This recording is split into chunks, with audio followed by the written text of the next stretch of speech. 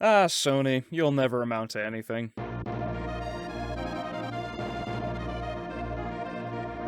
Bloodshot is another in a long line of B-rated characters from the Marvel library that I have never heard of and I couldn't care less for, like finding out that the Flash had a motorcycle or Superman had the Supermobile. Yes? Oh, really? I've never heard of them either. My mistake, he's from Valiant Comics.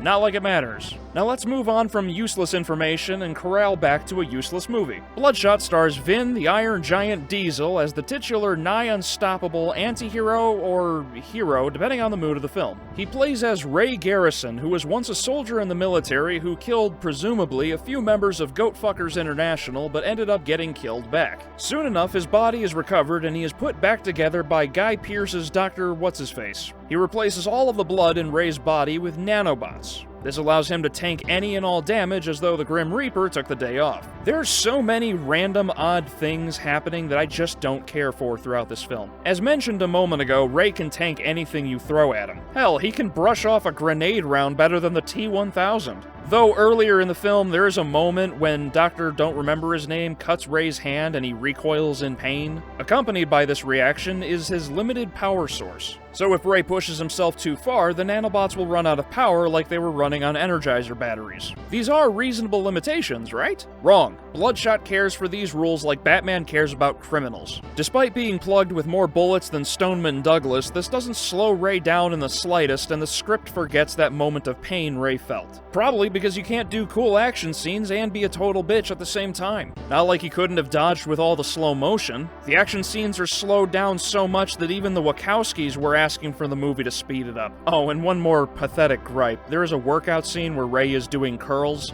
but his traps are flexed. Yep, I'm that petty. I think the biggest problem in reviewing Bloodshot is the film is so formulaic I almost couldn't think of what to say about it. At one point I put my phone down and stopped taking notes because everything was so generic and uninteresting I felt like jotting anything down would be cheating. Sure enough, I was right almost 100% of the time. The only thing I was really wrong about was how the villain's minions were dealt with. Oh, this is a cool blinded soldier that has cameras on all key points of his suit. This would be a challenge to Ray's overall combat style and approach to his problems if he hadn't just fallen off a building, didn't he? There really isn't much to say at this point. Bloodshot is such a generic comic film, there is no real development of character. The action bounces between halfway decent wide shots, close-up shaky cam, and so much slow-mo that even turtles are checking their rearview mirrors. I think the best way to put it is if you enjoyed the meh Venom, then you'll probably enjoy the equally bleh Bloodshot. Right, now that Bloodshot is taken care of, I have to continue hating myself because of this stupid COVID-19 business. So by now, I'm sure each of you has either heard or dealt with the absurdity of the degradation of man thanks to the Chinese government's incompetence. Well, like so many other movie reviewers, my local theaters are closed and will remain so until further notice. This has nothing to do at all, by the way, of one of them serving mixed drinks even though half of their staff is high school students. No,